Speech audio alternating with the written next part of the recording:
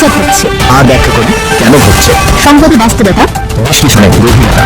মাসাল টিভি সাংবাদিকতার নতুন দিগন্ত সূচনায় মাসাল টিভি একটি স্বাধীন ও নিরপেক্ষ গণমাধ্যম।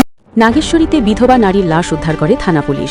শুক্রবার 10 এপ্রিল উপজেলার রামখানা ইউনিয়নের কুড়ারপাড় এলাকায় এ ঘটনা ঘটে। নিহত নারী রহিমা বেগম ওই গ্রামের মৃত ফয়েজ উদ্দিনের স্ত্রী এবং 5 সন্তানের জননী। পুলিশ জানায় সকালে নিহতের নিজ বাড়ি থেকে তার লাশ উদ্ধার করা হয়। পরে তার লাশ নাগেশ্বরী থানা পুলিশ হেফাজতে নেয়। নাগেশ্বরী থানার অফিসার ইনচার্জ আব্দুল্লাহিল জামানের নেতৃত্বে এসআই আকাশ ঘটনাস্থলে পৌঁছে লাশ উদ্ধার করে থানায় নিয়ে যান। প্রাথমিকভাবে নিহতের কপাল ও মাথায় আঘাতের চিহ্ন পাওয়া গেছে বলে পুলিশ জানিয়েছে। লাশটি ময়নাতদন্তের জন্য মর্গে পাঠানো হয়েছে।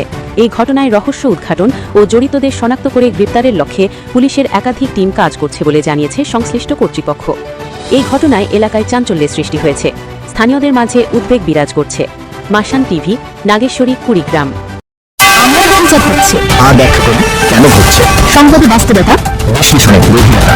মাসাল টিভি